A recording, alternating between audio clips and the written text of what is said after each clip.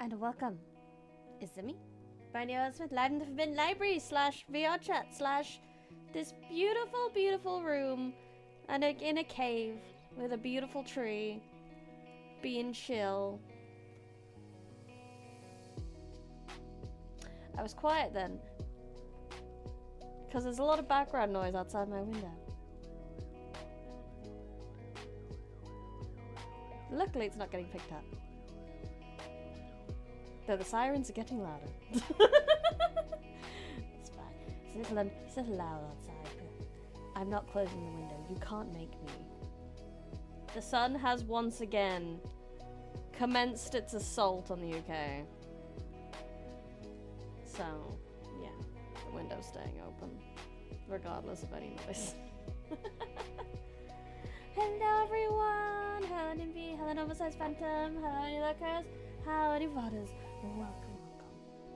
As today, we continue. Obviously, last Limbus, we talked about Mambrino's helmet, which is why I'm in a cave. Because in Limbus, when we went to go see Mambrino's helmet, it was in a cave.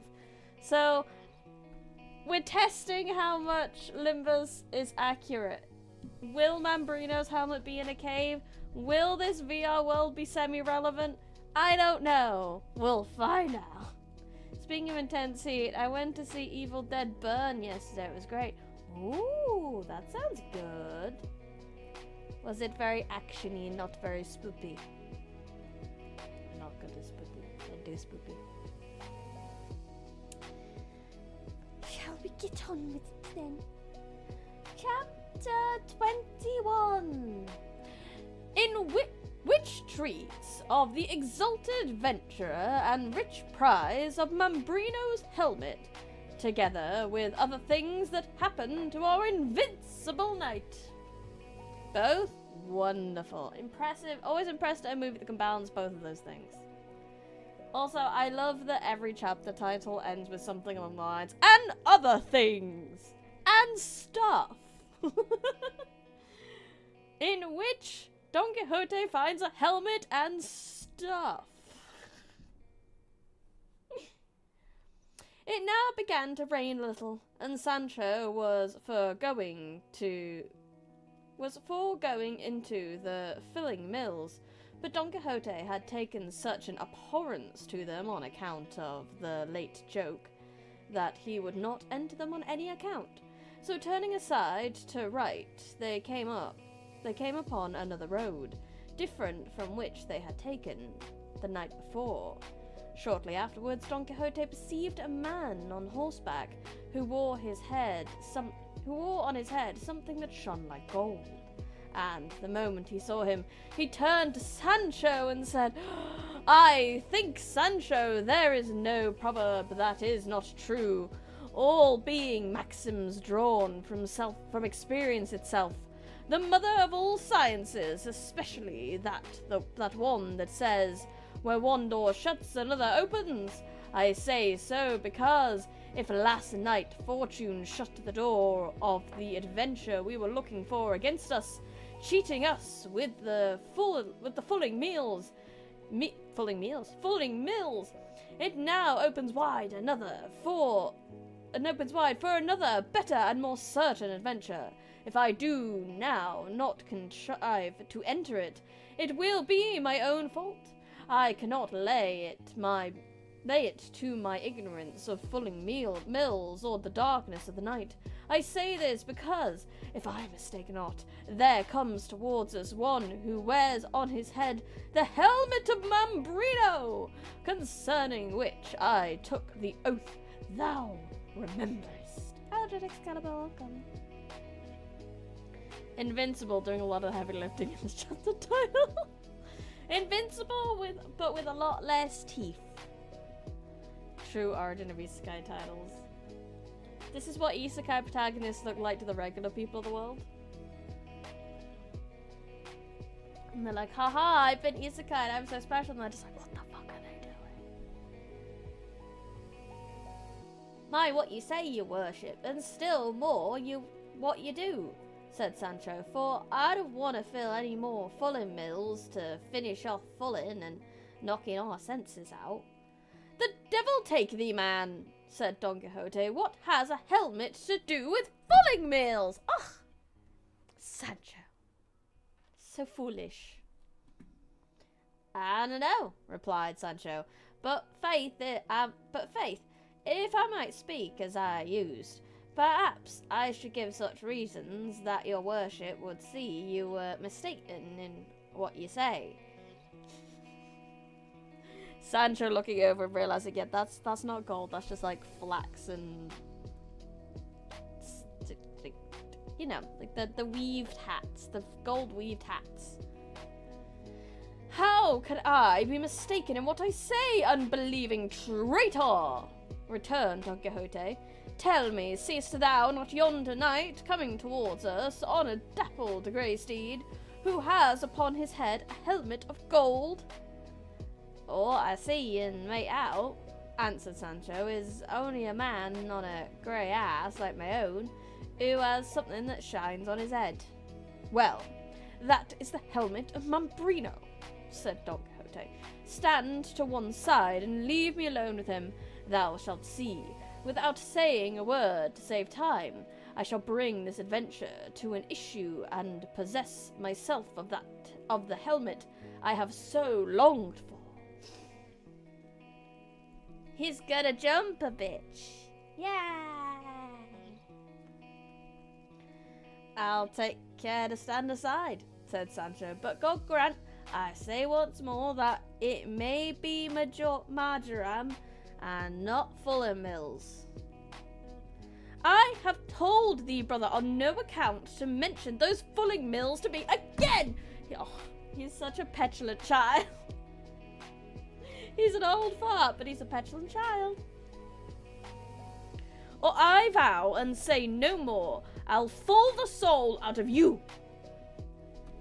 Sancho held his peace in dread lest his master should carry out the vow he had hurled like a bowl at him.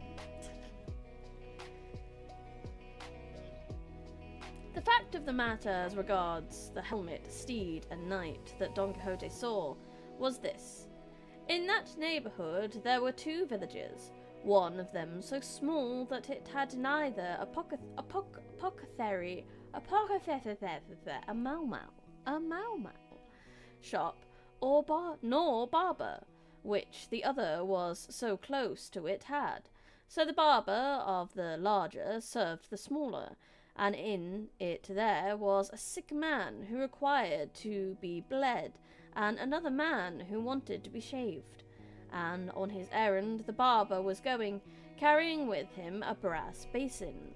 But, as luck would have it, as he was on the way it began to rain, and not to spoil his hat, which probably was a newer one, he put the basin on his head, and being clean, it glittered at half a league's distance. He rode upon a grey ass, as Sancho said, and this was what made it seem to Don Quixote to be a dapple grey steed, and a knight, and a golden helmet. For everything he saw he made to fall in with his crazy chivalry and ill-errant notions. And when he saw the poor knights draw near, without entering into any parley with him, at Rocinante's top speed he bore down upon him with the pike pointed low, fully determined to run him through and through. And as he reached him, without checking the fury of his charge, he cried to him, "Defend thyself, miserable being, or yield to me of thine own accord that which is so reasonably my due." The barber of Lamantoland, who, without any expectation or apprehension of it, saw this apparition coming down upon him, and had no other way of saving himself from the stroke of the lance but to let himself fall off his ass. And no sooner had he touched the ground than he sprang up more nimbly than a deer, and sped away across the plain faster than the wind. He left the basin on the ground, with which Don Quixote contented himself, saying that the pagan had shown his discretion and imitated the beaver, which, finding himself pressed by the hunters, bites and cuts off with its teeth, that for which, by its natural instinct, it knows it is pursued. He told Sancho to pick up the helmet, and he, taking it in his hand, said, "By gods, a basin is a good one, and worth a reel of 8, if it is worth a maraved's," and handed it to his master, who immediately put it on his head. Turning round now this way and now that, in search of finiment, and not finding it, he said, "Clearly the pagan whose measure this famous headpiece was first forged must have had a very large head. But the worst of it is, half of it is wanting." Hi, Boris. It is a mystery. When Sancho heard him call the basin a headpiece, he was unable to restrain his laughter, but remembering his master's wrath, he checked himself in the midst of it. "What art thou laughing at, Sancho? It's totally not me with what's basically a bucket on my head, yours," said Don Quixote. "I am laughing," said he, "to think of the great head the pagan must have had who owned this helmet, for it looks exactly like a regular barber's base." Sancho, you were so close. "Dost thou know what I suspect, Sancho?" replied Don Quixote. "That this wonderful piece of this enchanted helmet must, by some strange accident, come into the hands of someone who was unable to recognize or realize its value, and who, not knowing what he did, and seeing it to be of the purest gold, must have melted down one half for the sake of what it might be worth, and of the other made this, which is like a barber's basin, as thou sayest. But, be it as it may, to me who recognize it, its transformation makes no difference, for I will set it to rights at the first village where there is a blacksmith, and in such a style that helmet of God of smithies forged for the gods of battle shall not surpass it, or even come up to it, and in the meantime I will wear it as well as I can, for something is better than nothing, all the more as it will be enough to protect me from any chance blow of stone. This is what we call doing gymnastics. Mental gymnastics, that much is for sure.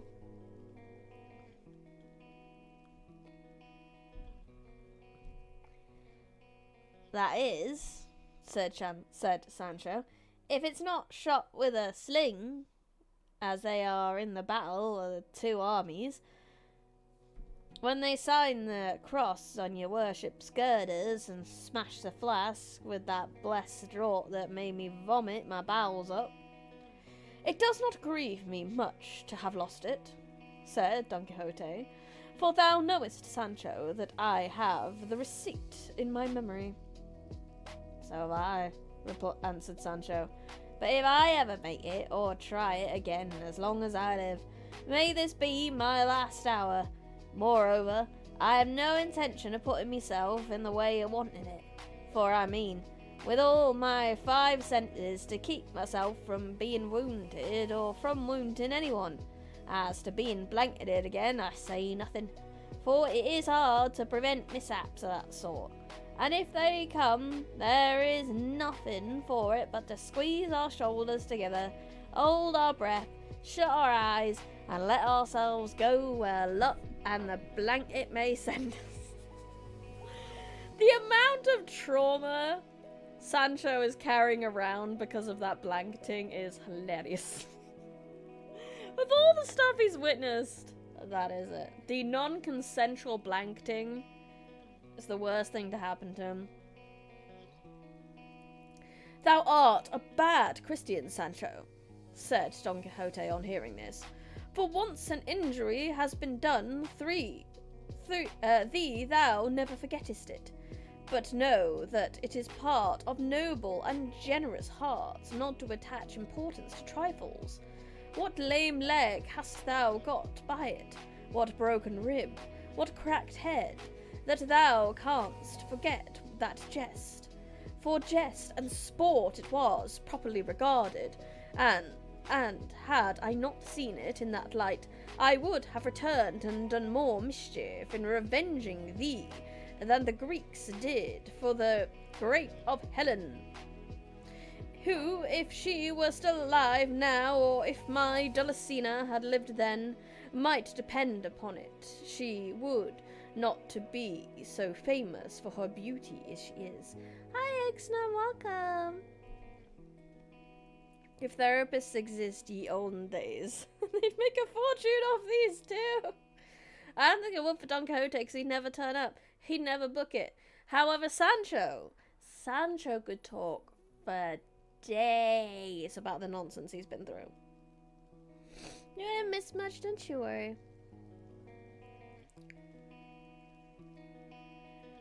And here he heaved a sigh and sent it aloft.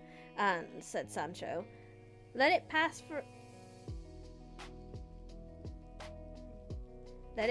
a jest, as it cannot be revenge in earnest. But I know what sort of jest in earnest it was.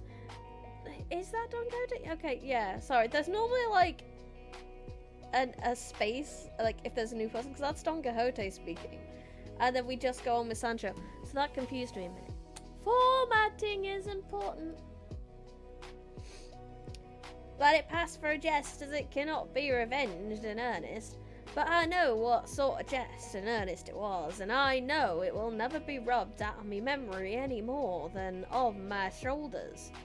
But putting that aside, will your worship tell me what we are to do with this dapple grey steed that looks like a grey ass, which that Mambrino that your worship overthrow has left deserted here?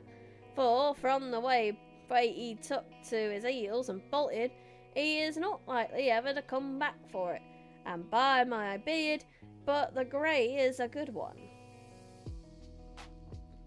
I've never been in the habit, said Don Quixote, of taking spoil of those whom I vanquish, nor is it the practice of chivalry to take away their horses and leave them to go on foot, unless, indeed, it be that the victor have lost his own in combat, in which case it is lawful to take that of the vanquished as a thing won in lawful warfare.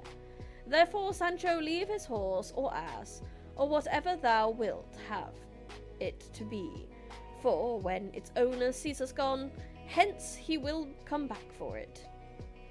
God knows I should like to take it.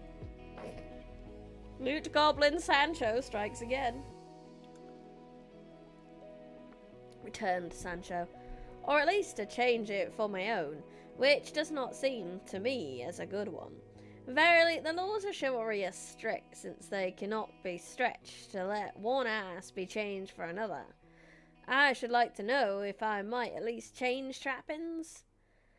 On that head I am not quite certain, answered Don Quixote, and the matter being doubtful, pending better information, I say thou mayest change them, if so be thou hast urgent need of them. So urgent it is, answered Sancho, thrilled to have his loot, that if they were my own personal, I could not want 'em more. And forthwith, fortified by his license, he effected the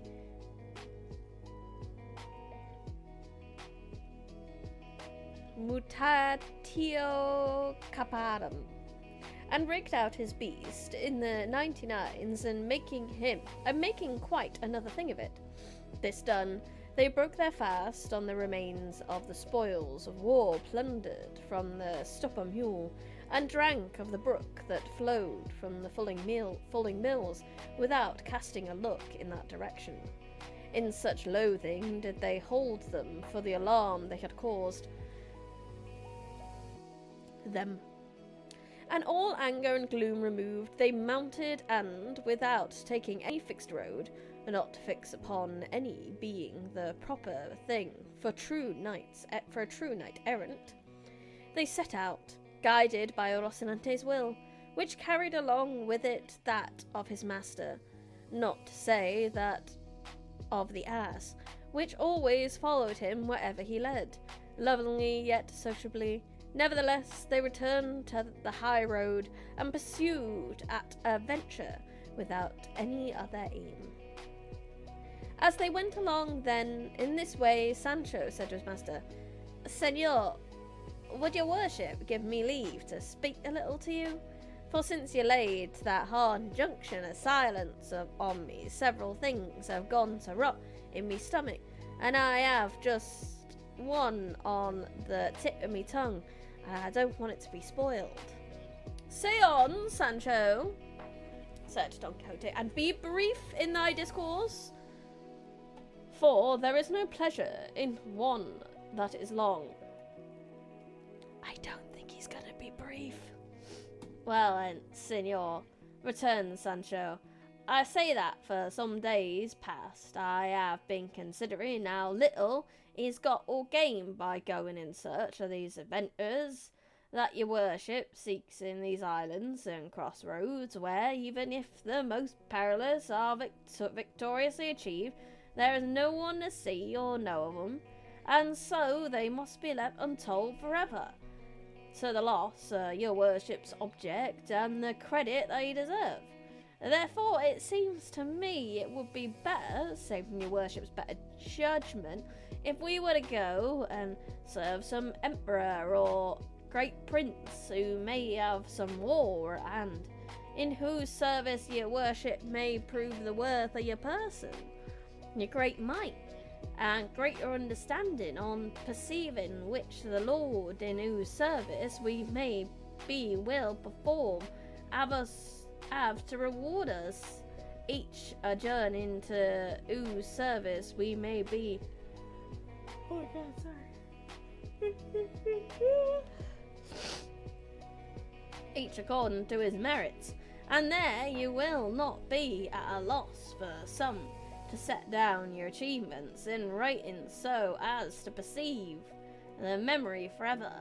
On my own, I say nothing, as they will not go beyond squirrely limits, though I make bold to say that if it be the practice of chivalry to write the achievements of squires, I think mine must not be left out. But sir, what if we got a boss and got paid? And then what if I did chivalry things too? Wouldn't that be great?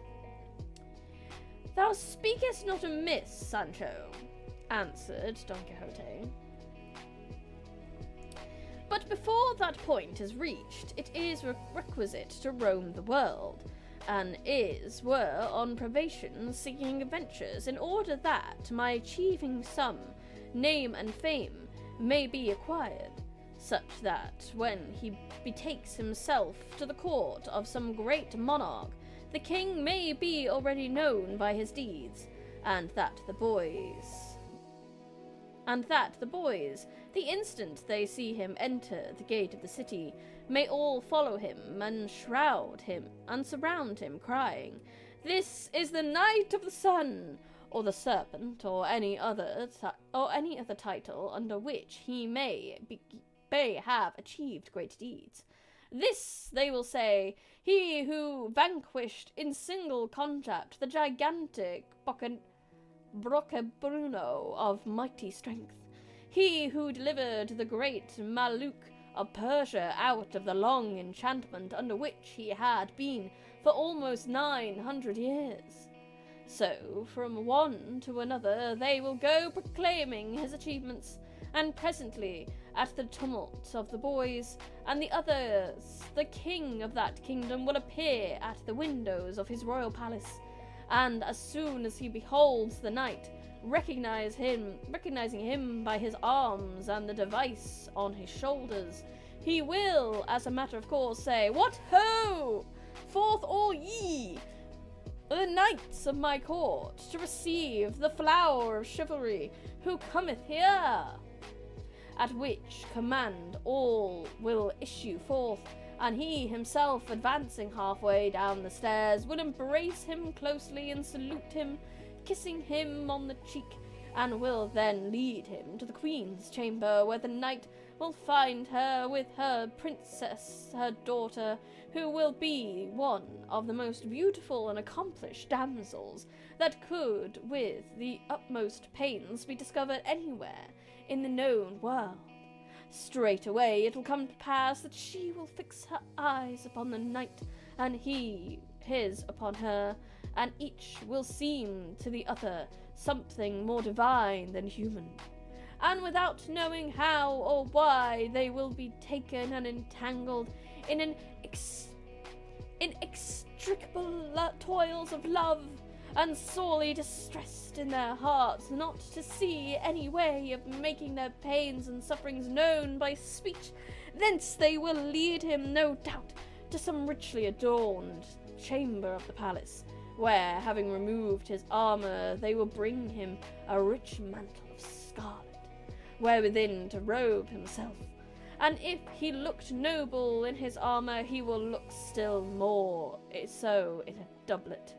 When night comes, he will sup with the king, queen, and princess, and all the time he will never take his eyes off her, stealing stealthy glances, unnoticed by the present, and she will do the same, with equal cautiousness, being, as I have said, a damsel of great discretion.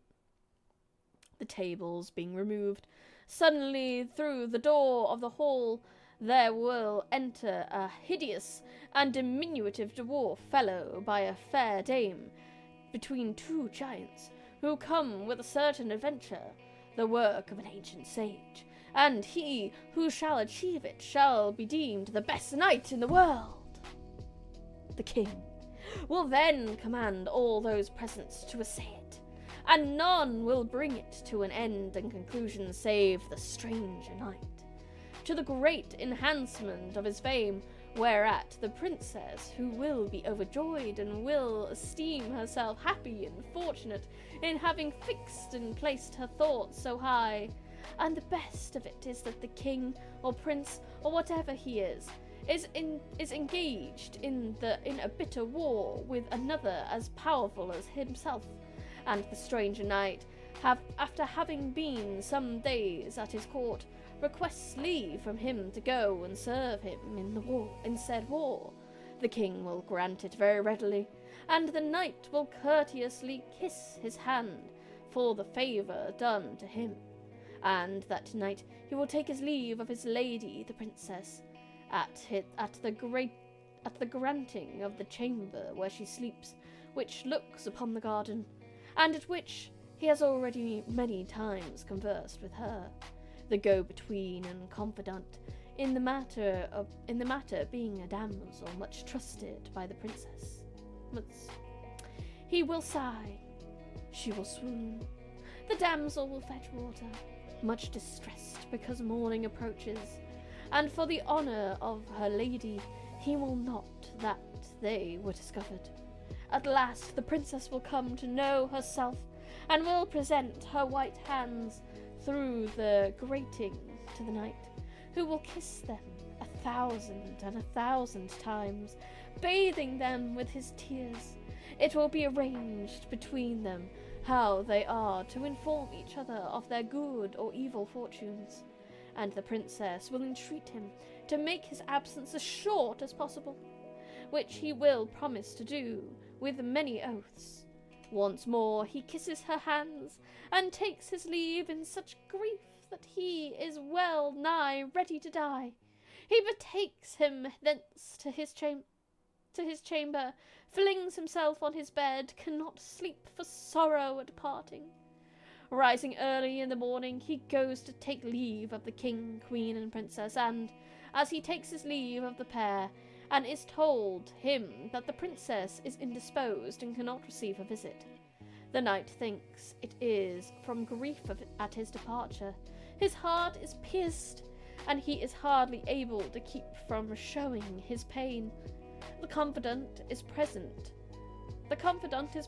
observes all, goes to tell her mistress, who listens with tears and says that one of her greatest distresses is not knowing who this knight is, and whether he is of knightly lineage or not. The damsel assures her that so much courtesy gentleness and gallantry of bearing as her knight possesses could not exist save in any save one who was royal and illustrious. Her anxiety is thus relieved, and she strives to be of good cheer, lest she should incite suspicion in her parents. And at the end of 2 days she appears in public. Meanwhile the knight has taken his departure. He fights in the war, conquers the king's enemy, wins many cities, triumphs in battles, returns to the court, sees his lady where he was wont to see her, and it is agreed that he shall demand her in marriage of her parents as a reward for his services. The king is unwilling to give her, as he knows not who he is, but nevertheless, whether carried off, or in whatever way it may be, the princess comes to be his bride, and her father comes to regard it as very good fortune.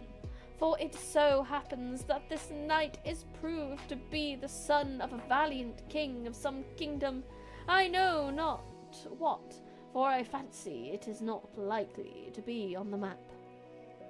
The father dies, the princess inherits, and in 2 words the knight becomes king. And here comes in at once the bestowal of rewards upon his squire, and all who have aided him in rising to so exalted a rank. He marries his squire to a damsel of the princess's, who will be, no doubt, the one who was confidant in their armour, and his daughter, and is daughter of a very great duke. He's just not stopped. The autism got triggered, and he's just not stopped.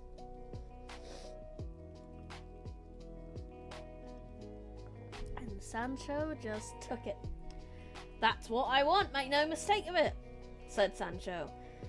"That's what I'm waiting for all this, word for word.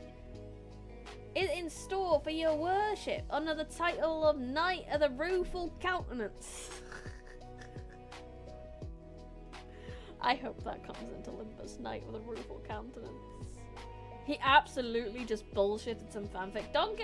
I think we've said this before, but Don Quixote would make the best DM ever.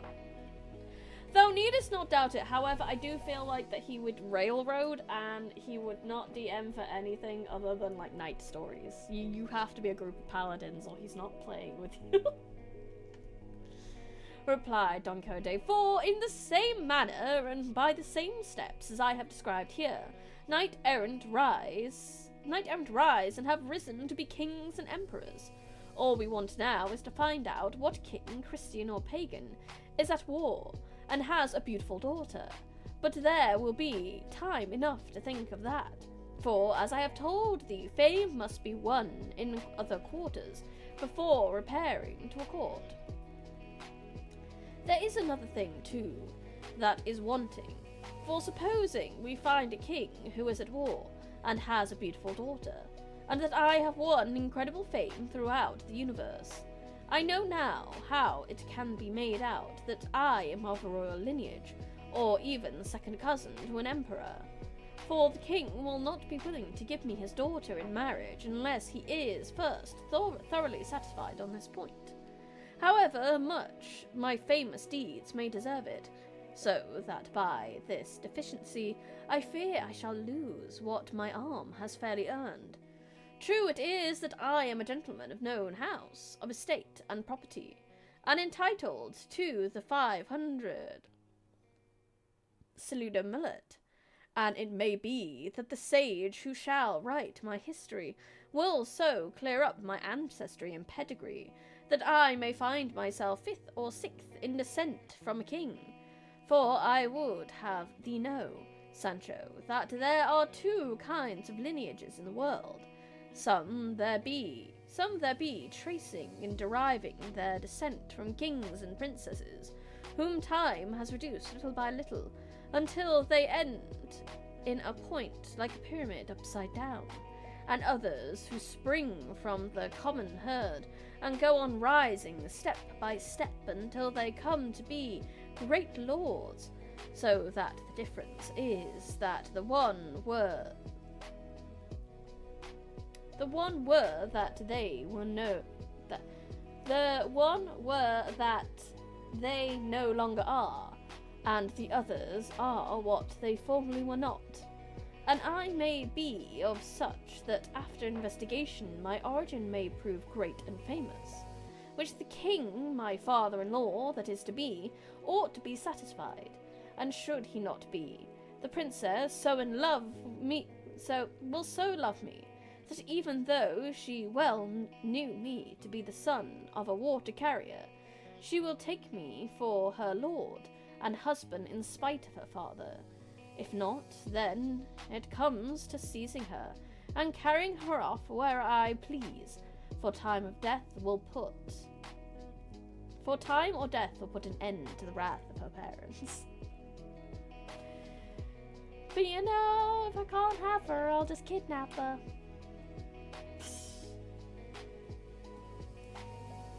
It comes to this too, said Sancho. What some naughty people say, never ask as a favour what thou canst take by force. Though it would fit better to say, a clear escape is better than a good man's prayers. So I say, because me lord. Oh, what is my Sancho voice happening? What is happening to my Sancho voice? Probably be a better player, but we'll get lost in the source almost immediately. Yes! GM describes something as a little bit shiny. 'Tis a helmet of water magic! The GM's checking notes like, no, it is just a basin. Don, calm down. Helmet!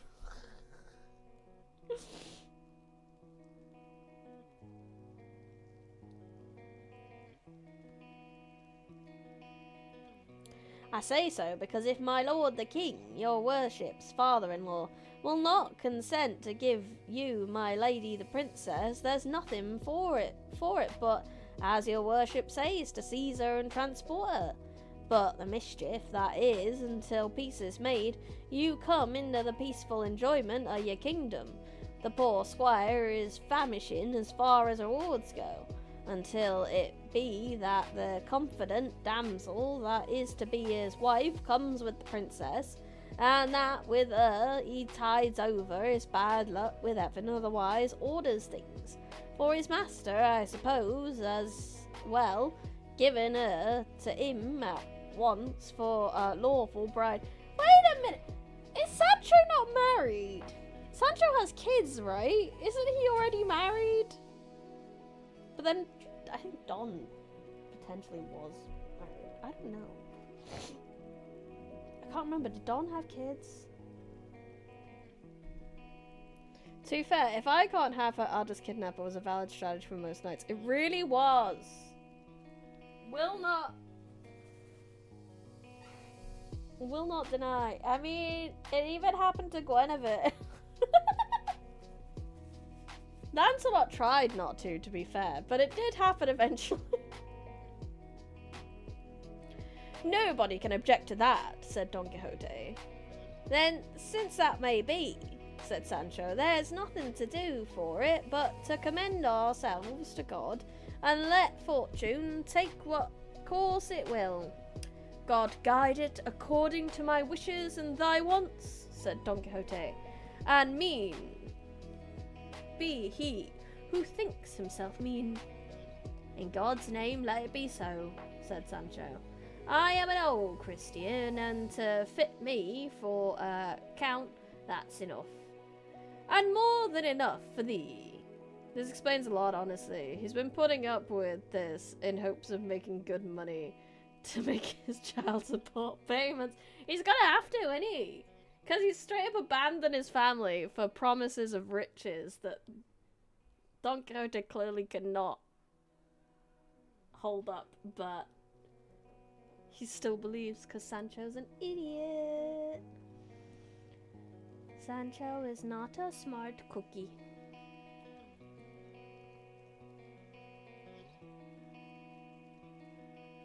And more than enough for thee, said Don Quixote, and even wert thou not, it would make no difference, because I, being the king, can easily give thee nobility without purchase or service rendered by thee.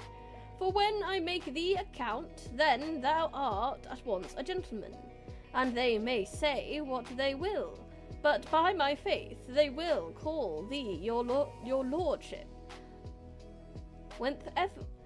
whenever they whether they like it or not. Why did I think this was a complicated word when it was just weather? I blame the weather. Always blame the weather. 'Tis my right as being British that I can blame the weather for everything. Not out of it. And I'll know how to support that title. Tittle. That's 2 T's. That's 3 T's in title. That's not correct. I wonder if that's a typo or if I actually was supposed to say till. Said Chanso. Title, thou should say, not tittle. Okay, fair enough. I should have read the next line. Sorry, book. So be it, answered Sancho. I say I will know how to behave. For once in my life, I will be beadle of a brotherhood, and beetles, and the beetle.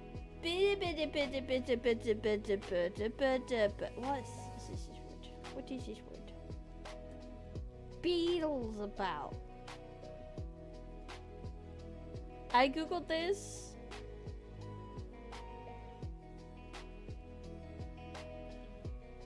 And I'm getting a TV show, apparently.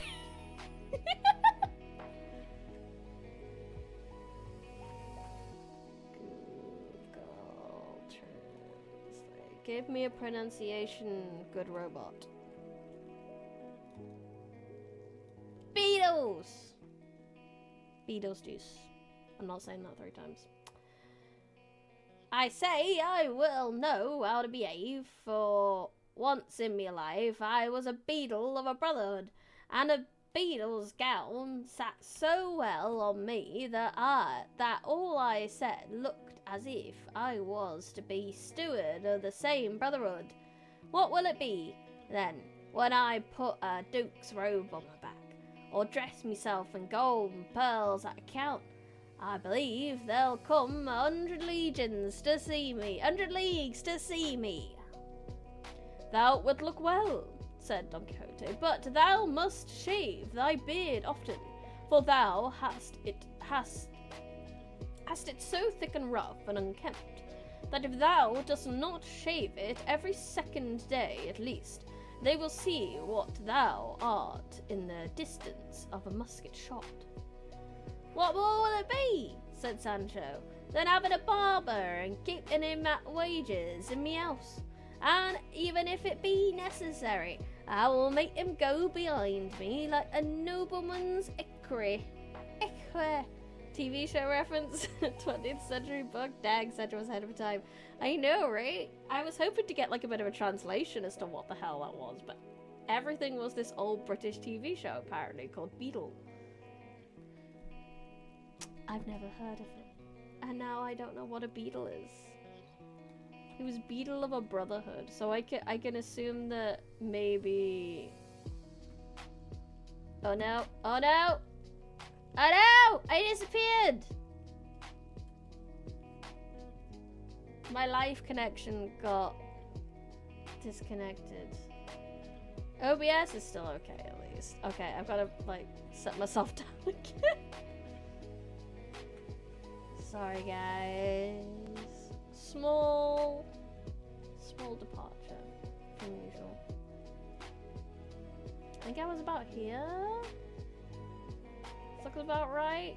You can see my wonderful, terrible process for I know, I disappeared! Hi guys, I'm back. Sorry about that. Where's my... Is this the rock I sat on? I think it was.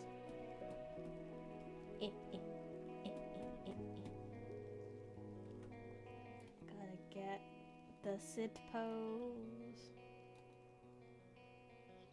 Should we sit like this? A little bit different. Nope. Yeah.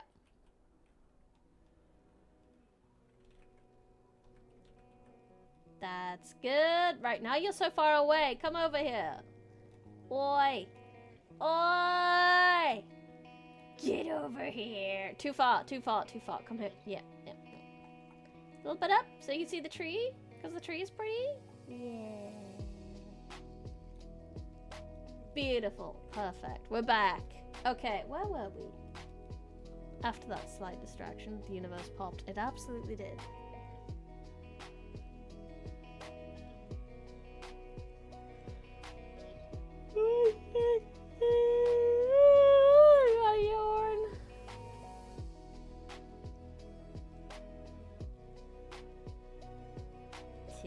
Till. That's where we were.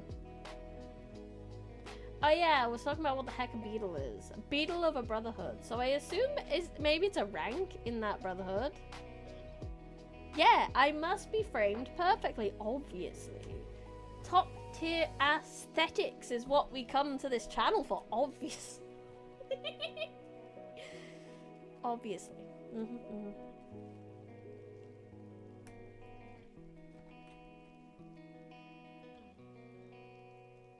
Oh yeah, and then he was insulting his beard.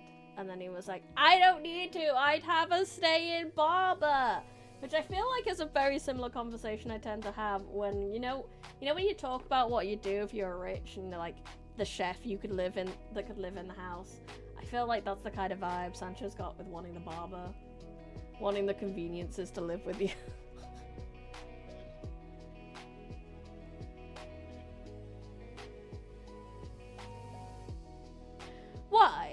How dost thou know that noblemen have equerries behind them? Equerries behind them? Asked Don Quixote. I will tell you, answered Sancho. Years ago, I was for a month at the capital where I saw taking the air a very small gentleman who they said was a very great man, and a man following him on horseback in every turn he took. Just as if he was his tail. I asked why this man did not join the other man, instead are always going behind him, and they answered me that he was his equerry, and that it was custom with nobles to have such persons behind them, and ever since then I know it, for I never forgotten. Sancho's just a sociable fella. He's just like, hey, what's going on here? He's like, I am an equerry, peasant, go away. Thou art right, said Don Quixote, and in the same way thou mayest carry thy barber with thee, for customs did not come into use altogether, nor were they invented once, and thou mayest be first count to have a barber to follow him, and indeed shaving one's beard is a great trust than saddling one's horse. Let the barber business be my lookout, said Sancho, and your worship be it to strive to become king and make me a count. So shall it be, answered Don Quixote, raising his eyes as he saw what would be told in the following chapter. I love that's how a chapter ends, and saw what would be told in the following chapter next time on Don Quixote Z. We get a picture. He's so spindly. Poor Rocinante.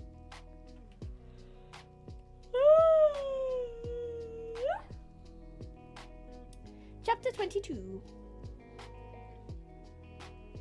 Of the freedom Don Quixote conferred on the several unfortunates who, against their will, were being carried where they had no wish to go. What? Oh no. Oh no, no, no, no, no.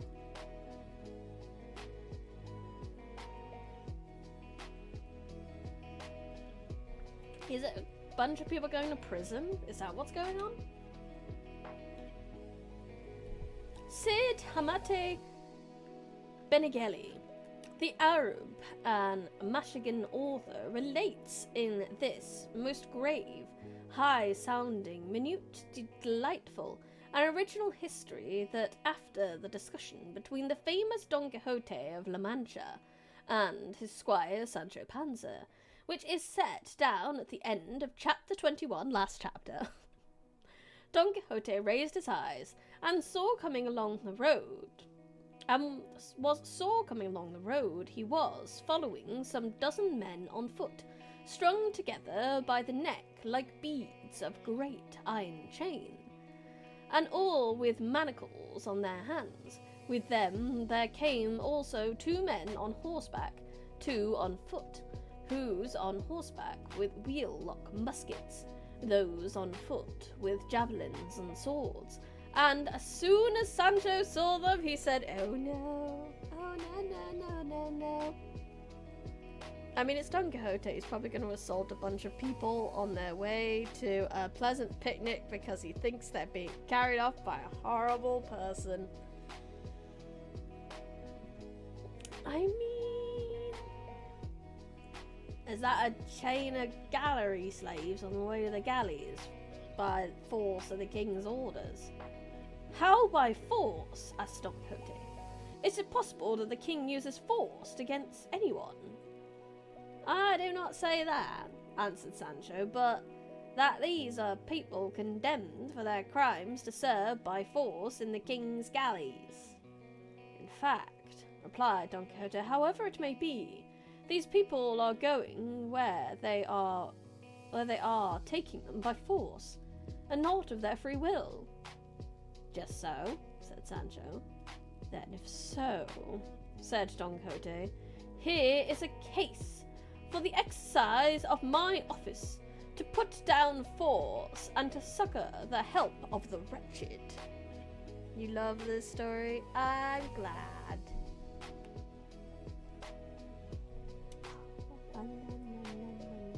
For me, it's a very disaster comedy. You know, the kind of comedy where you can see it coming. You know exactly what's gonna happen.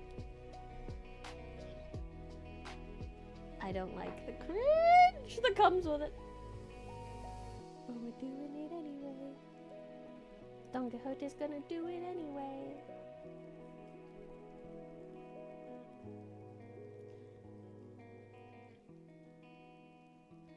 Recollect, your worship, said Sancho. Justice, which is the king himself, is not using force or doing wrong to such persons, but punishing them for their crimes. The chain of gallery slaves had by this time come up, and Don Quixote, in very courteous language, asked those who were in custody of it to be good enough to tell him the reason or reasons for which they were conducting these people in this manner. One of the guards on horseback answered that they were gallery slaves belonging to His Majesty, that they were going to the galleys, that was all that was to be said, and all he had any business to know. But Don can't see a group of impoverished people, whether he wants it or not. Nevertheless, replied Don Quixote, I should like to know from each of them separately the reason for his misfortune. And to this he added more to the same effect, to induce them to tell him what he wanted so civilly that the other mounted guard said to him, though we have here the register and certificate of the sentence of every one of these wretches, this is no time to take them out or read them. Come ask themselves. They can tell if they choose, and they will, for these fellows take pleasure in doing and taking about rascalities. Rascalities! Have you been up to any rascalities recently? That's a cool word, I like that. With permission, which Don Quixote would have taken even if they had not granted it, he approached the chain and asked the first for what offences he was now in such a sorry case. He made answer, and it was for being a lover. For only that, replied Don Quixote. Why, if for being lovers they send people to the galley, I might have been rowing in them long ago. The love is not the sort, your worship, "The love's not the sort you worship's thinking of," said the gallery slave. "Mine that I loved a washerwoman basket of clean linen. A washerwoman's basket of clean linen, so well I held it so close in my embrace that if the arms of the law had not forced it from me, I should never have let it go of my own free will to this moment. I was caught in the act. There was no occasion for torture. The case was settled. They treated me to 100 lashes on the back, and 3 years of gudapaz besides. And that was the end of it." A washerwoman's basket of clean linen.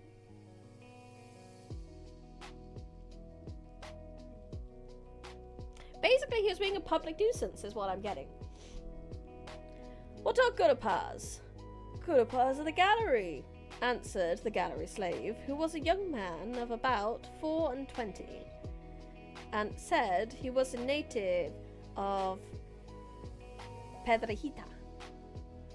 Don Quixote asked the same question of the second, who made no reply, so downcast and melancholy was he.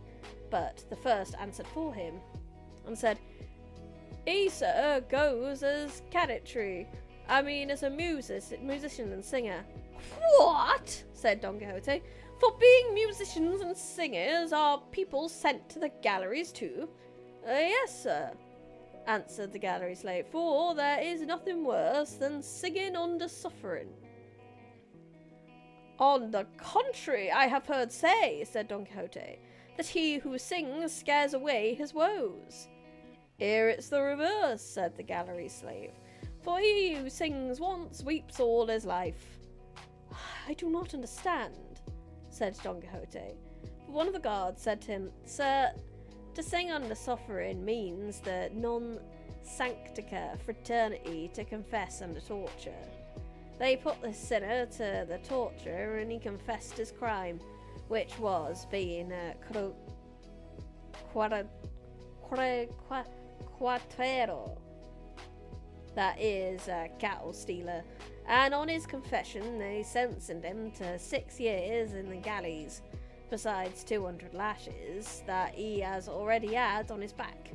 And he is always dejected and downcast, because the other thieves that were left behind and that march here ill-treat and snub and jeer and despise him for confessing and not having spirit enough to say nay. For they say nay has no more letters in it than yeah, and the culprit is well off. Life or death with him depends on his own tongue, and not that of witness or evidence. And to my thinking, they are not very far out." "And think so too, and I think so too," replied Don Quixote. Then passing on to the third, he asked him what he had asked the others. And the man answered very readily and unconcerned, "I'm doing 5 years to their ladyship the Gurpers for the want of 10 ducats."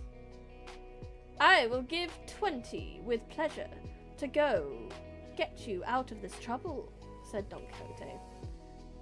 That, said the galley slave, "is like a man having money at sea when he is dying of hunger, and has no way of buying what he wants. I say so because if at the right time I had those 20 ducats that your worship now offers me, I would have greased the notary's pen and freshened up the attorney's wit with them, so that today I should be in the middle of the plaza of the Zocadova del Toledo, and not on the road coupled like a greyhound. But God is great. Patience. There, that's enough of it."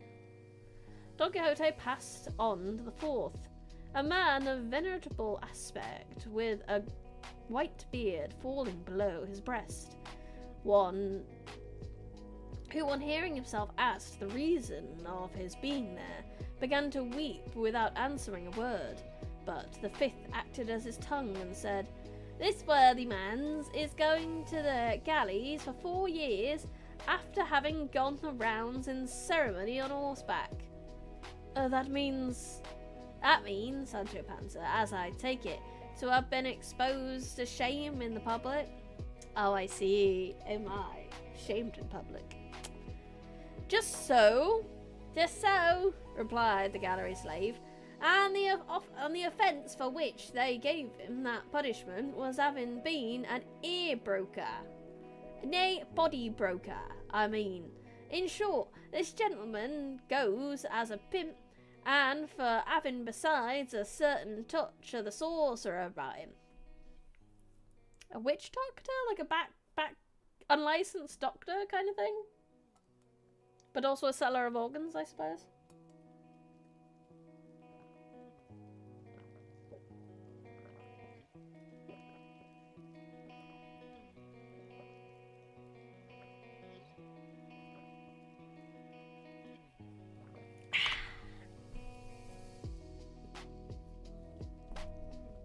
If that touch had not been thrown in, said Don Quixote, he would not deserve, for mere pimping, to row in the galleys. Don Quixote said it here, pimping's okay, apparently. What did pimping mean back then? What? Did it just mean selling stuff? I have to assume it just means selling stuff. But rather to command and be admirable of them. For the offer of pimp is no ordinary one. For the office of pimp is no ordinary one, being the office of persons and of discretion. One very necessary in well-ordered... No, okay, I don't think it has changed what a pimp is. It's just, it's legal. Nope, we are talking about the version of pimp that we know. Same thing as today. Good to know. I didn't know.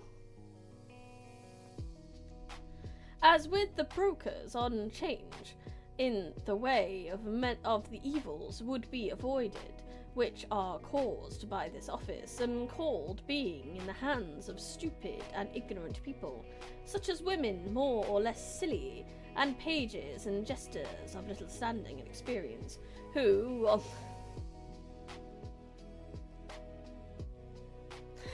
problematic Don Quixote. Problematic Don Quixote. It's a very old book. We are unfortunately likely to find shit like this. But pimping is okay, because women are silly. Obviously. No. Nope, nom. Does not sit well with modern sensibilities. And who, on the most urgent occasions, and when ingenuity and contrivance is needed, let the crumbs freeze on their way to their mouths, and know not which is their right hand. I should like to go farther and give reasons to show that it is advisable to choose those who are to hold so necessary an office in the state. It's very necessary, apparently. Trying to look up the term, mixed results so far. It's definitely talking about that. It's I think it's fairly obvious. I imagine pimping is definitely what we're thinking of. I don't know. It's not. Because it's a necessary office of the state, apparently. But this is not the fit place for it. Some day I will expound the matter to someone able to see to and rectify it. All I say now is that the additional fact of this being a sorcerer has removed the sorrow it gave me to see these white hairs on this venerable countenance in so painful a position on account of being a pimp. Though I know there are no sorceries in the world that can move or compel the will, as some simple folk fancy, for our will is free, nor is the herb or charm that can force it. All that certain silly women and quacks do is to turn men mad with potions and poisons, pretending that they have power to cause love. For, as I say, it is impossibility to compel the will. No, let's just move on. Let's just not try translate this and move on. Moving on! It is true, said... No, the book doesn't want to move on, said the good man. It, indeed, sir, as far as the charge of sorcery goes, I was not guilty. And to that of being pimp, I cannot deny it, but I never thought I was doing harm by it. For my only object was that all the world should enjoy itself and live in peace and quiet, without quarrels or troubles. But my good intentions were unavailing me to save me from going where I never expected to come back from, with this weight of years upon me, and a piss ailment that never gives me a moment's ease.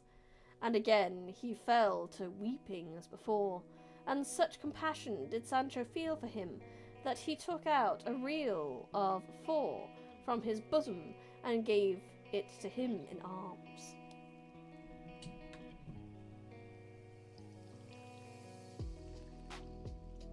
I don't think Limba's company is going to cover this one. Don Quixote went on and asked another what his crime was, and the man answered with no less, but rather much more spriteless than the last one. I am here because I carried the joke too far with a couple of cousins of mine, and with a couple of other cousins who were not mine. In short, I carried the joke so far with them that all it ended in such a complicated increase of kindred that no accounting could make it clear. It was all proved against me. I got no favour. I had no money. I was near having my neck stretched. They sentenced me to the galleys for 6 years. I accepted my fate. It is the punishment of my fault. I am a young man. Let life only last, and that all will come right. If you, sir, have anything wherewith to help poor, God will repay it to you in heaven, and we on earth will take care in our petitions to him to pray for the life and health of your worship, that they will be as long as good as your amiable appearance deserves. Hello, Maxima! Limbus will not... I'm not... You just have to watch the VOD. I'm not bringing it back up again. It never happened. This one was in the dress of a student, and one of the guards said he was a great talker, but a very elegant Latin scholar. Behind all these there came a man of 30, a very personable fellow, except that when he looked, his eyes turned in a little one towards the other. He was bound differently from the rest, for he had his leg in a chain, so long that it was bound all round his body, and 2 rings on his neck, one attached to the chain, the other to what they call a keep friend or friend's foot, from which hung 2 irons reaching to his waist, which 2 manacles fixed to them, in which his hands were secured by a big padlock, so that he could neither raise his hands to his mouth nor lower his head to his hands. Don Quixote asked why this man carried so many more chains than the others. The guard replied that it was because he alone had committed more crimes than all the rest put together, and was so daring and such a villain that though they marched him in a fashion, they did not feel sure of him, but were in dread of his making his escape. What crimes can he have committed? Replied Don Quixote. If they have not deserved a heavier punishment than being sent to the galleys. He goes for 10 years, replied the guard, which is the same as civil death, and all that needs to be said is that this good fellow is the famous Guineas de Passamonte, otherwise called Gilenzo di Palapilla. Gently, Senor Commissioner, said the gallantry slave at this. Let us have no fixing of names or surnames. My name is Guineas, not Guinesilo, and my family name is Passamonte, not Parapira, as you say. Let each one mind his own business, and he will be doing enough.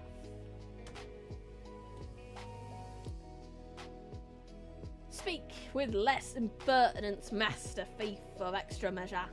It's a phantom thief, replied the commissionary. If you don't want me to make you hold your tongue and spite your teeth.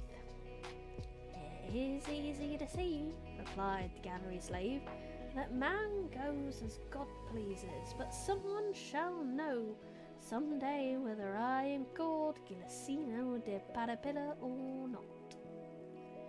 Do they call you so, you liar? Said the guard. They do, returned Guineas. Guineas? It's probably Guineas, isn't it? 'Cause it's Spanish, not guineas. But I will make them give over calling me so, or I will be shaved. Where I only say behind my teeth, if you, sir, have anything to give us at once, and God speed you, for you are becoming tiresome with all this inquisitiveness about the lives of others.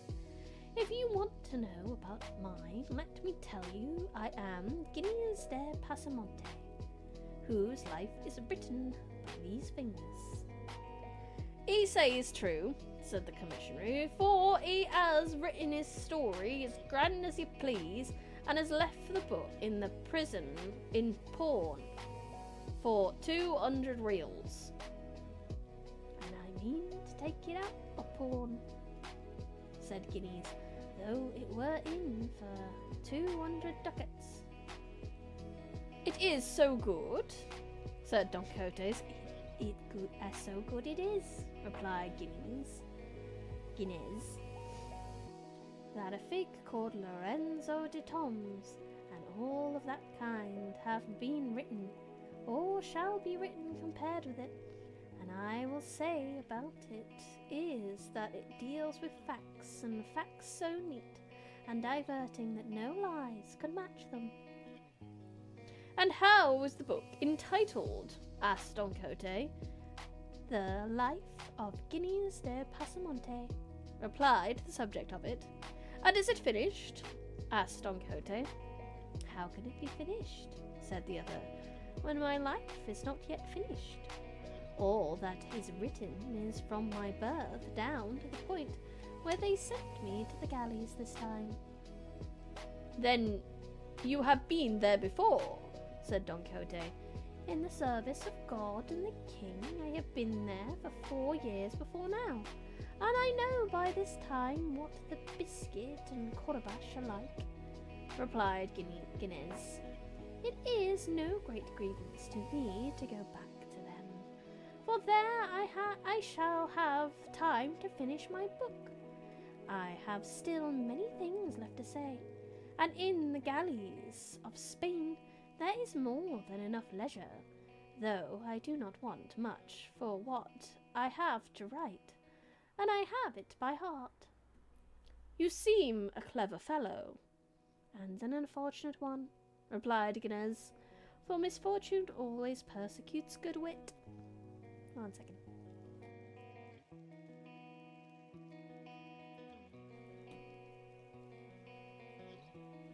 It persecutes rogues, said the commissioner. It persecutes rogues, says the commissionary. I told you already to go gently, master commissionary, said Passamonte. Their lordships yonder never gave you that staff to ill-treat us wretches here, but to conduct and take us where his majesty ordered you. If not, by the life of... Oh, never mind. It may be that some day the stains made in the inn will come out in the scouring. Let everyone hold his tongue and behave well and speak better, And now let us march on, for we have had quite enough of this entertainment. The commissionary lifted his staff to strike Pasamonte in return for his threats, but Don Quixote came between them, and begged him not to ill-use him, as it was not too much to allow one who had his hands tied to have his tongue a trifle free. And turning to the whole chain of them, he said, "From all you have told me, dear brethren, I make out clearly that though they have punished you for your faults, the punishments you are about to endure do not give you much pleasure, and that you goad them very much against the grain and against your will, and perhaps this one's want of courage under torture, that one's want of money, that one's want of advocacy, and lastly the perverted judgment of the judge, may have been the cause of your ruin and your failure to obtain the justice you had on your side. All will present itself now in my mind, urging, persuading, and even compelling me to demonstrate in your case the purpose for which heaven sent me into the world, and caused me to make profession of the order of chivalry to which I belong, and the vow I took therein to give aid to those in need and under oppression of the strong. But as I know that it is a mark of prudence not to do by foul means what may be done by fair, I will ask these gentlemen, the guards of the commissionary, to be so good as to release you and let you go in peace, as there will be no lack of others to serve the king under more favourable circumstances. For it seems to me that a hard case to make slaves of those whom God and nature have made free. Moreover, sirs of the guard, added Don Quixote, these poor fellows have done nothing to you. Let each answer for his own sins yonder. There is a God in heaven who will not forget to punish the wicked, or return the good. And it is not fitting that honest men should be instruments of punishment to others, they being therein no way concerned. This request I make thusly, gently, quietly, that you will comply with it. I may have reason for thanking you, and if you will not voluntarily, this lance and sword together, with the might of my arm, shall compel you to comply with it by force."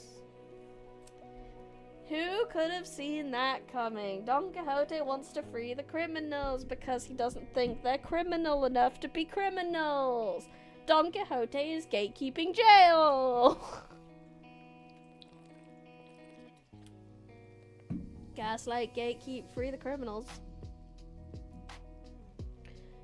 Nice nonsense, said the commissionary. A fine piece of pleasantry he has come out with at last. He wants us to let the king's prisoners go, as if we had any authority to release them, or he to order us to do so. Go on your way, sir, and good luck to you.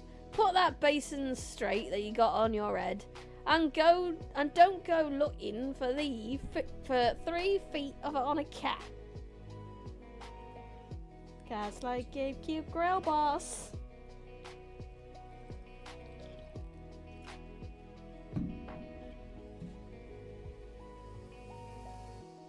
'Tis you that are the cat, rat, and rascal, replied Don Quixote, and acting on the word, he fell upon him so suddenly that without giving him time to defend himself, he brought him to the ground sorely wounded with a lance thrust.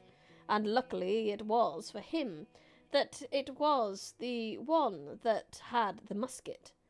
The other guards stood thunderstruck and amazed at this unexpected event. But recovering presence of mind, those on horseback seized their swords, and those on foot their javelins, and attacked Don Quixote, who was waiting for them with great calmness. And no doubt it would have gone badly with him if the galley slaves, seeing the chance before them of liberating themselves, had not effected it by contriving to break the chain on which they were strung.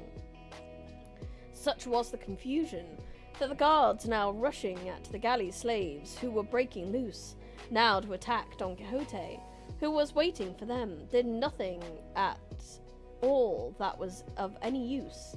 Sancho, on his part, gave a helping hand to release Gines de Pasamonte, who was the first to leap forth upon the plain free and unfettered, and who, attacking the prostrate commissionary, took from him his sword and the musket, with which, aiming at one, and levelling at another, he, without ever discharging it, drove every one of the guards off the field, for they took to flight, as well to escape Pasamonte's musket, as the showers of stones the now released gallery slaves were raining upon them. Sancho was greatly grieved at the affair, because he anticipated that those who had fled would report the matter to the Holy Brotherhood, who, at the summons of the alarm bells, would at once sally forth in quest of the offenders.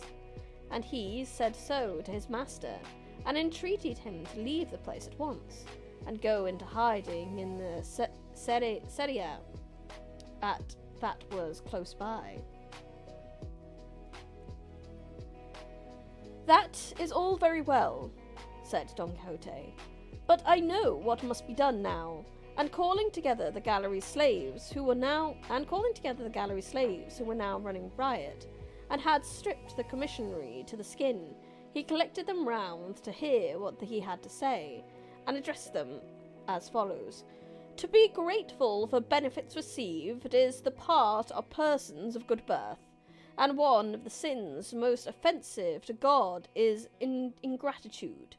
I say so because, sirs, ye have already seen by manifest proof the benefit ye have received of me, in return for which, taken off your necks, ye at once set out, and proceed to the city of El Toboso, and there present yourselves before Lady Dulcinea del Toboso, and say to her that her knight, he of the rueful countenance, sends to commend himself to her, and that ye recount to her in full detail all the particulars of this notable adventure, up to the recovery of your longed-for liberty, and this done, ye may go where ye will, and good fortune attend you."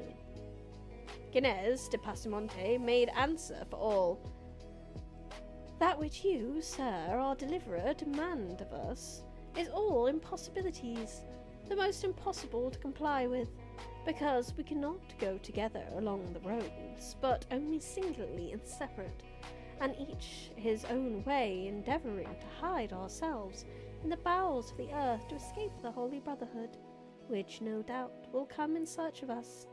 What your worship may do, and fairly do, is to change this service and tribute as regards to Lady Dulcinea del Toboso for a certain quantity of Ave Marias and credos, which we will say for your worship's intention, and this is a condition that can be complied with by night as by day, running or resting, in peace or in war. But to imagine that we are now going to return to the flesh pots of Egypt, I mean to take up our chain and set out for El Toboso, is to imagine that it is now night, though it is not yet 10 in the morning, and to ask this of us is like asking pears of the elm tree." "Then, by all that's good," said Don Quixote, now stirred to wrath, Don, son of a bitch, Don Gilicino del Papalimo, or Papalino is Final Fantasy XIV. Panapilo, or whatever your name is, you will have to go yourself alone, with your tail between your legs, and the whole chain on your back." Pasamonte, who was anything but meek, being by this time thoroughly convinced that Don Quixote was not quite right in the head, as he had committed such vagaries to set him free, finding himself abused in this fashion, gave the wink to his companions, and falling back, they began to shower stones on Don Quixote. That's gratitude for ya. at such a rate that he was quite unable to protect himself with his buckler, and poor Rocinante no more heeded the spur than if he had been made of brass. Sancho planted himself behind his ass, and with him sheltered himself from the hailstorm that poured on both of them. Don Quixote wasn't able to shield himself so well, but that more pebbles that could count struck him full on the body with such force that they brought him to the ground, and the instant he fell, the student pounced upon him, snatched the basin from his head, and with it struck 3 or 4 blows on his shoulders, and as many more on the ground, knocking it almost to pieces. They then stripped him of a jacket that he wore over his armour, and they would have stripped him of his stockings if the Greaves had not prevented them. From Sancho they took his coat, leaving him in his shirt sleeves, and dividing among themselves the remaining spoils of the battle, they went each one on his own way, more solicitous about keeping clear of the Holy Brotherhood. They dreaded than about burdening themselves with the chain, or going to present themselves before the Lady Delicina del Toboso.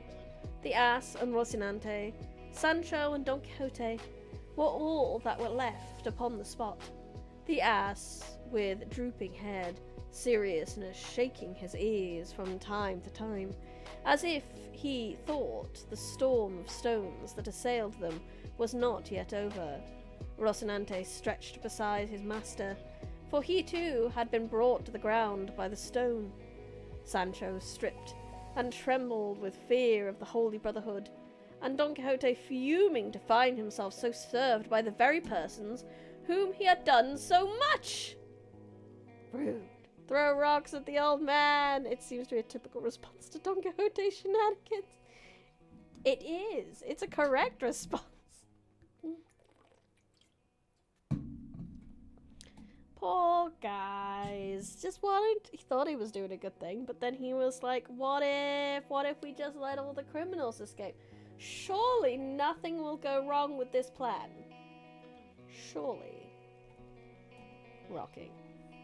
Get rocked. Rock ya like a hurricane. Chapter 23 of what befell Don Quixote in the Serra Morena, which was of the rarest adventures related in this veracious history. The rarest adventure. Look at this sorry piece of shit. I am so glad that we have the pictures. I feel like we need to make this very big. We need to see this in its full glory. Like Rocinante on his back like a turtle. Ugh. It's awful. It's terrible and hilarious and awful. What a messy, messy mans. Two messy, messy mans. Not football messy, messy, just messy, messy.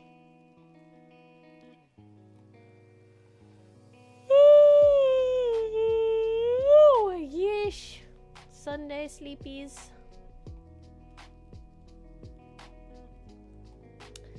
Seeing himself self-served in this way, Don Quixote said to his squire, I have always heard it said, Sancho, that to do good to boors is to throw water into the sea. If I had believed thy words, I should have avoided this trouble, but it is done now. It is only to have patience and take warning for the future. The illustrations really capture the majesty and grandeur of the situation. It really does! It's so good! Your worship will take warning as much as I of a Turk, returned Sancho. But as you say, this mischief might have been avoided if you would believe me. Believe me now, and still greater one will be avoided. For I tell you, chivalry is of no account with the Holy Brotherhood, and they don't care to maravides. for all the knight errant in the world. And I can tell you, I fancy I hear their arrows whistling past this ear of mine. My ears, this minute. I did that entirely wrong. Whistling past my ears this minute. Thou art a coward by nature, Sancho, said Don Quixote, but lest thou should say I'm obstinate, and that I never do as thou dost advise, this I will take thy advice, and withdraw out of reach of that fury thou so dreadest.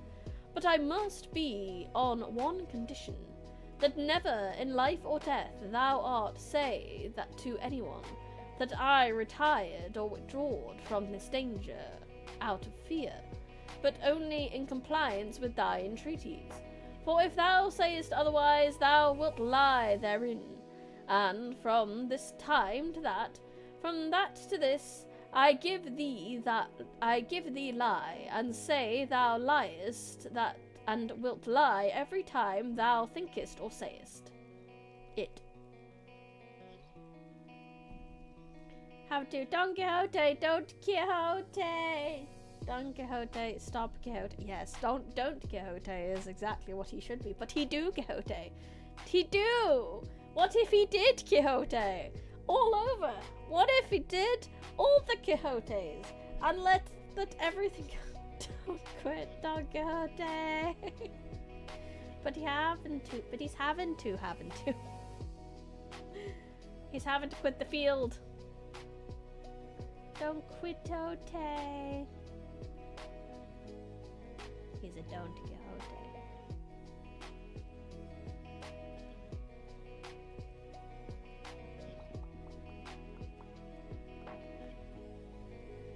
And answer me not again, for at the mere thought that I am withdrawing or retiring from any danger, above all from this, which does not seem to carry some little shadow of fear with it, I am ready to take my stand here, and await alone, not only that holy brotherhood you talk about and dread, but the brothers of the 12 tribes of Israel, and the 7 Maccabees, and the Castor and Pollux, and all the brothers and brotherhoods in the world.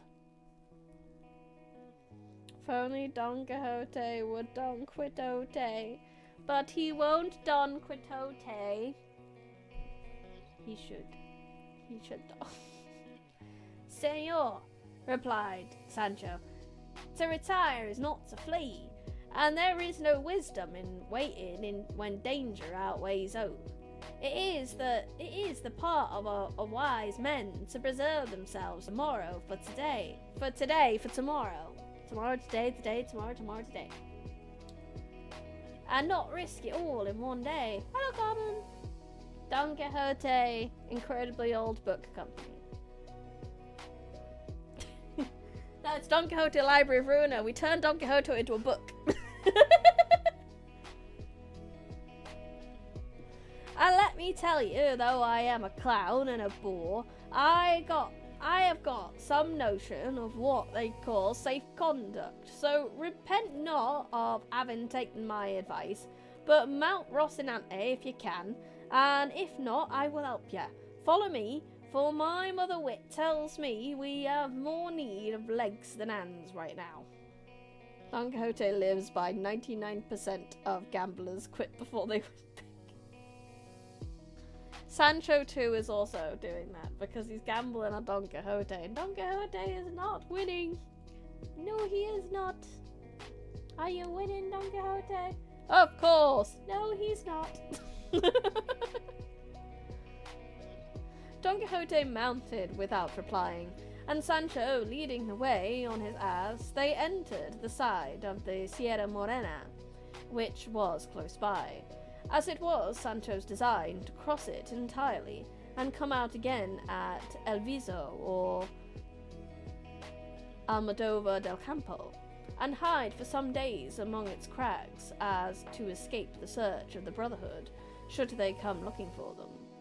He was encouraged by this by perceiving that the stock or provisions carried by the ass had come safe out of the fray with the galley slaves, a circumstance that he regarded as a miracle, seeing how they pillaged and ransacked. Honestly, yeah. Shocking.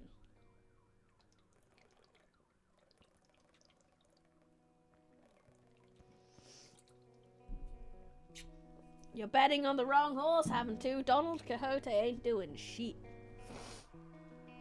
There ain't no wins for Don Quixote. Well, I suppose he technically did have a win by getting the helmet he wanted, but he has just got it stolen, so... And that night, they reached the very heart of the Sierra Morena, where it seemed prudent to Sancho to pass the night, and even some days at least, as many of the stories he carried might last. And so they encamped between two rocks among some cork trees.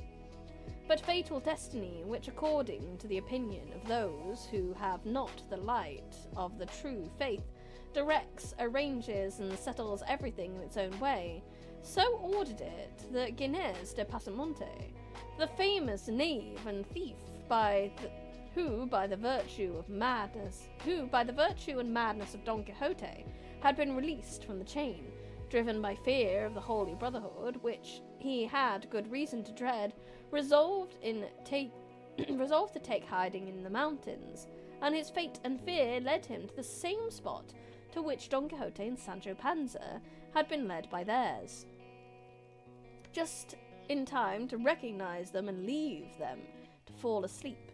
And as the wicked are always ungrateful, and necessity leads to evil doing, and immediate advantage overcomes all consideration of the future, Ginés, who was neither grateful nor well principled, made up his mind to steal Sancho Panza's ass. No, not Sancho Panza's ass! Not troubling himself about Rocinante. Poor Rocinante. Not even worth stealing. As being a prize that was no good either to pledge or sell, while Sancho slept he stole his ass, and before day dawned he was far out of reach. What a bastard. Not the ass! He just got the ass! Aurora made her appearance, bringing gladness to the earth, but sadness to Sancho Panza, for he found that his Dapple was missing, and seeing himself bereft of him, he began the saddest and most doleful lament in the world, so loud that Don Quixote awoke at his exclamations, and heard him saying,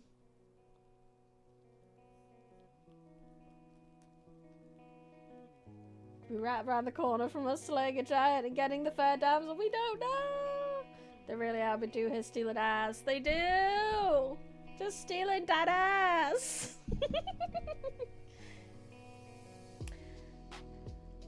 "Oh, son of me bowels, boy, me very house, me children's plaything, me wife's joy, the envy of me neighbours, relief of my burdens, and lastly, half supporter of myself. For with the 26 marveders thou didst earn me daily, I met half my charges."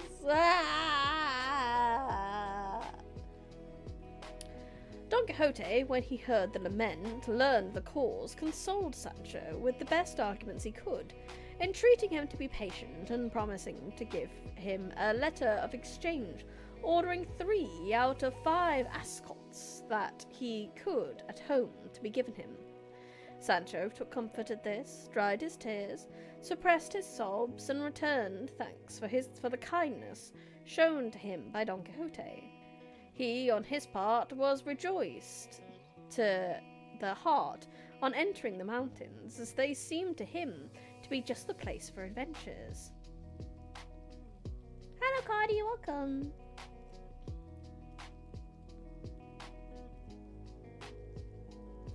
Just the place for adventures. Where was that?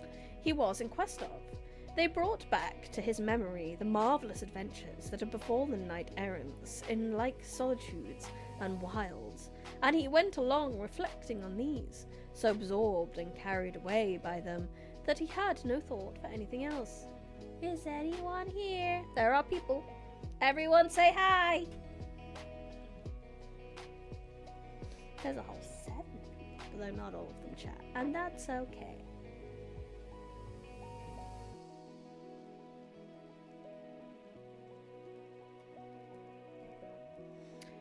Nor had Sancho any other care, now that he fancied he was travelling in safe quarter, than to satisfy his appetite with such remains that were left on the clerical spoils, and so he marched behind his master laden with what Dapple used to carry, emptying the sack and packing his punch. And so long as he could go that way, he would not have given a farthing to meet with another adventurer. I'm from England, the UK. While so engaged, he raised his eyes and saw that his master had halted and was trying with the point of his pike to lift some bulky object that lay upon the ground, on which he hastened to join him, and helped him, if it were needful, and reached him just as, with the point of the pike, he was raising a saddlebag with a valise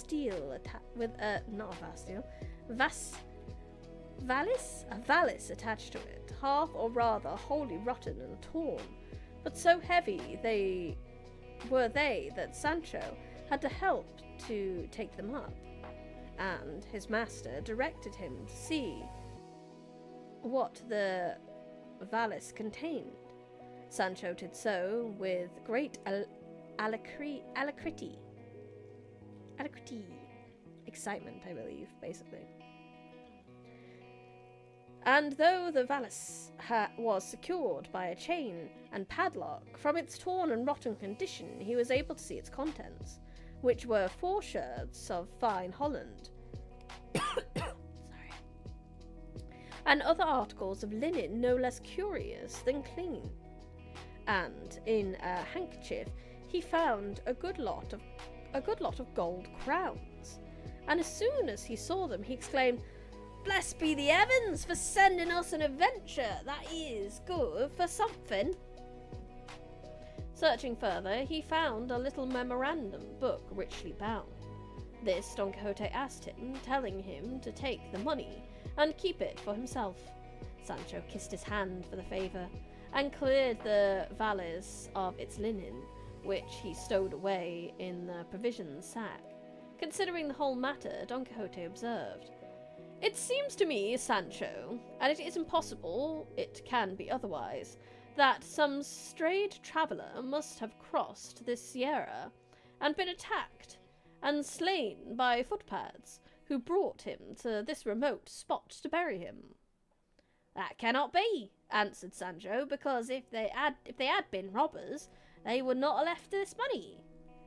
"Thou art right," said Don Quixote, "and I cannot guess or explain what this may mean, but stay. Let us see if this memorandum book there is anything written by which we may be able to trace out or discover what we want to know."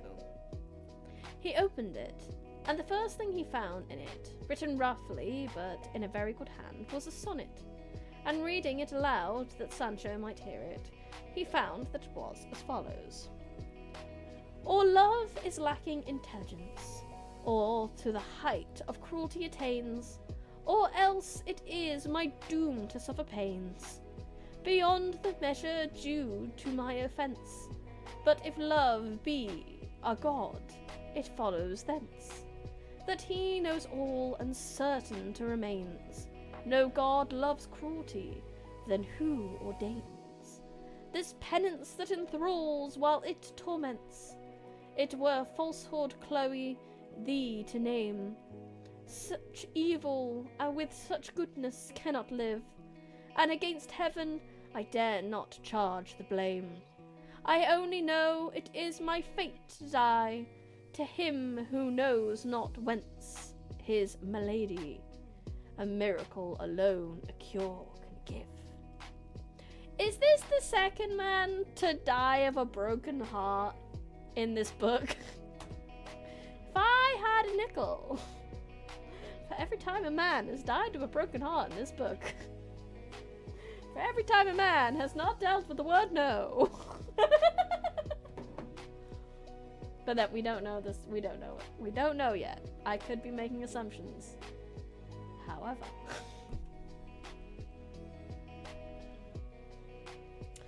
There's nothing to be learned from that rhyme, said Sancho, unless by that clue there's in it, one may draw out the ball of the whole matter. What clue was there? Said Don Quixote. I thought your worship spoke of a clue in it.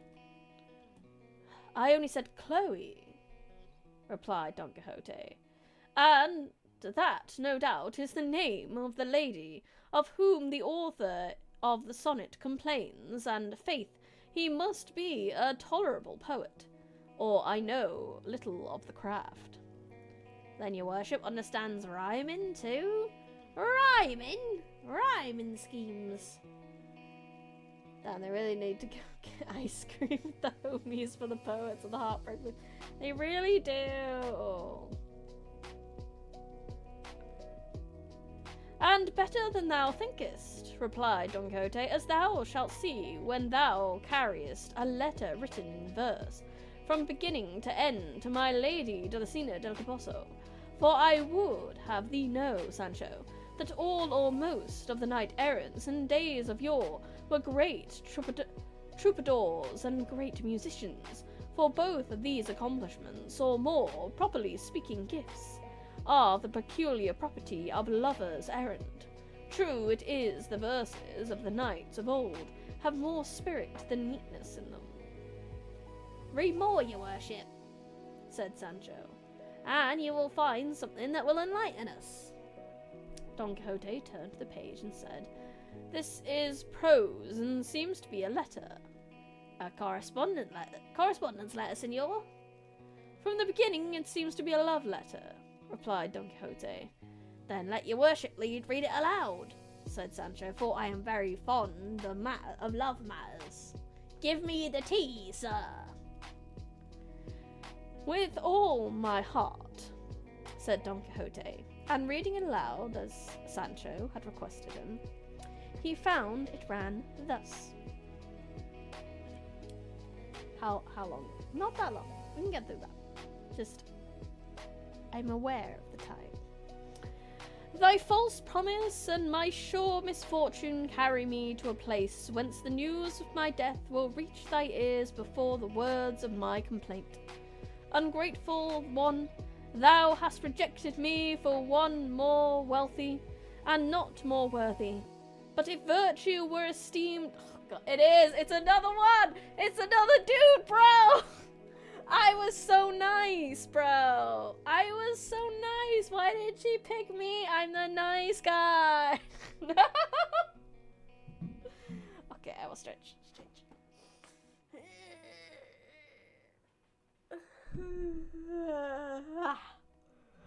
And hydrate.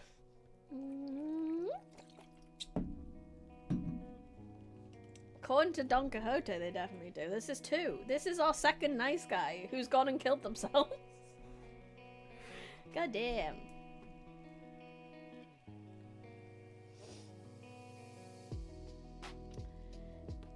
But if virtue were esteemed wealth, I should neither envy the fortunes of others, nor weep for misfortunes of my own.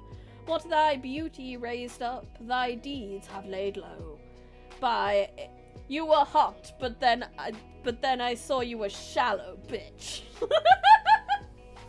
Good lord, those guys TM really have existence in start. Absolutely, absolutely. By it I believed thee to be an angel. By them I know thou art a woman. Peace be with thee who hast sent war to me, and heaven grant that the deceit of thy husband be ever hidden from thee, so that thou repent not of what thou hast done, and I reap not a revenge I would not have.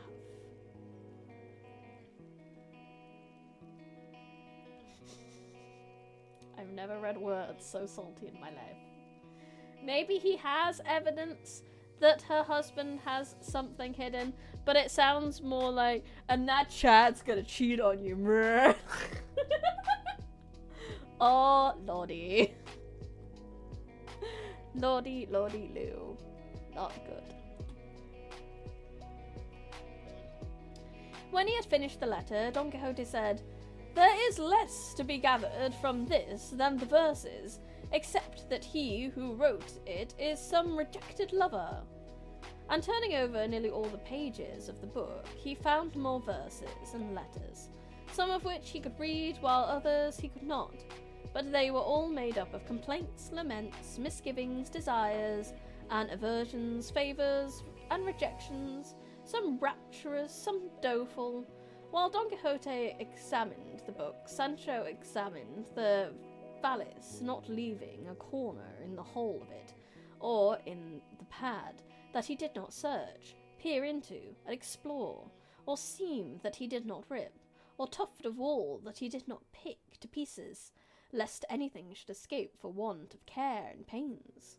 So keen was the covetous excitement in him by the discovery of the crowns, which amounted to near 100, and though he found no more booty, he held the blanket, flights, balsam vomits, stake benedictions, carriers, fisticuffs, missing a forger's stolen coat, and all the hunger, thirst, and weariness he had endured in the service of his good master, cheap at the price, as he considered himself more and fully indemnified for all the payment he had received in the gift of the treasure trove.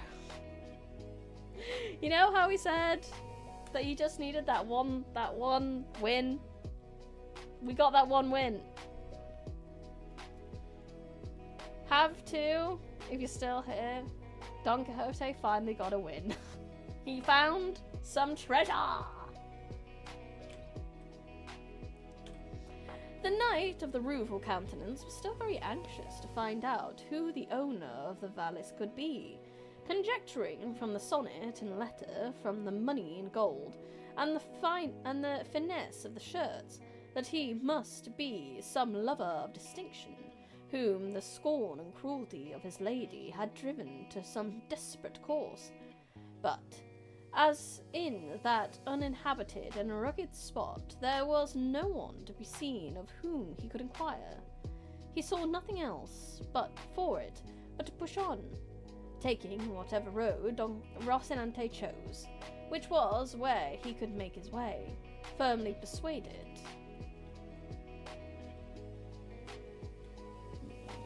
Yeah. I'm gonna have to just finish this page. This is fine. Everything is fine. Blech. Anyway, after funny noises, firmly persuaded that among the wilds he could not fail to meet some rare adventure. As he went along, then occupied with these thoughts, he perceived on the summit of a height that rose before their eyes a man, who went springing from rock to rock, and from tussock to tussock, with marvellous agility. As well as he could make out, he was unclad, with a thick black beard, long tangled hair, and bare legs and feet. His thighs were covered by breeches, apparently of tawny velvet, but so ragged that they showed his skin in several places. And we'll find out the identity of said man not next Sunday, because I just closed every window I have. Wonderful. Luckily it doesn't really matter for you guys, but I couldn't see you, and now I can see you, so it's fine. I mean, that's why the book disappeared. There's the book. That is not the book. Why is that? There we go. Anyway, yes, we will not find out next week, as it is collab day next week, so we'll be back on the 26th with more Don Quixote. I would like to get some opinions on something today before we wrap up. Reading streams are doing really well at the moment, to be completely honest. I'm really happy with how they're going, which is great, because I wanted reading to be the main thing for my channels, but I did like gams to kind of like fill the gaps. So I'm thinking next month, or maybe after we finish One Shot, of doing 2 reading streams and one Nimbus stream. So we'd be having double the amount of reading streams every week. Because, 2 reasons. 1, like I said, I've done a lot of reading. I wanted reading stream to be the main thing of the channel anyway. And it's doing well enough that I feel like it might be able to hold up on its own now.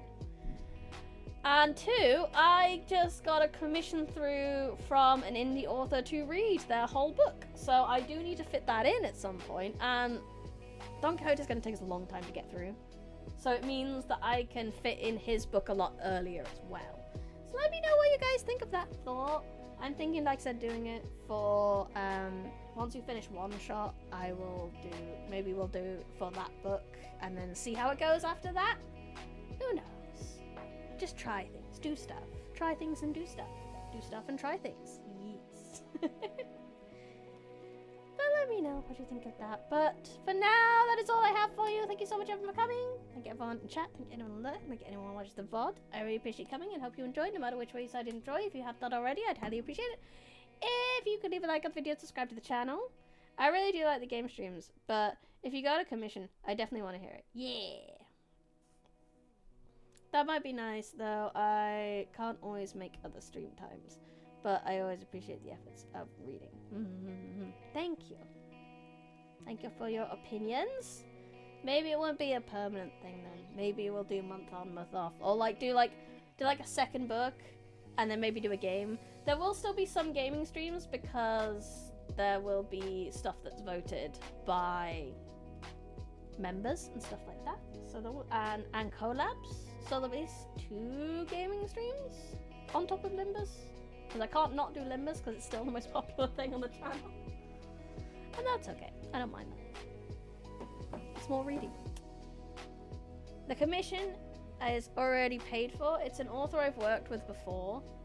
There is actually a preview of his book already on the channel, but he's paid to have the whole thing read on the channel, which is great. It's The Protector by Trent. Something Trent. Yeah, we can mix it up. We just try new things. Yeah. I'm gonna leave that as my shill. I don't think I need shill on top of that. I will say though, if anyone knows anyone who wants things read on a channel, if you happen to know any indie authors anywhere that might want their shit read, send them over to me Kofi if you could. There's a commission page on there, and they can commission me. So that will be, that's your 12th favorite Jackie Chan movie, and your 2nd favorite Tony Jaa movie. Yes, it is a very typical. I'm very proud of you. Shut. I didn't ask for your compliment. Shut your kick off. I've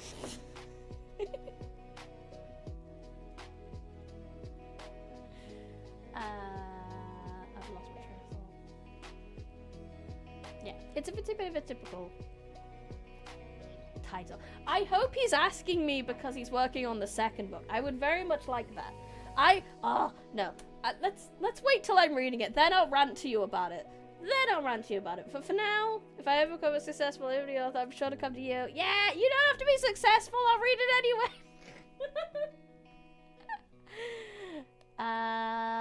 Yeah, I'm gonna go now. Thank you so much everyone for coming. I had fun. I hope you had fun.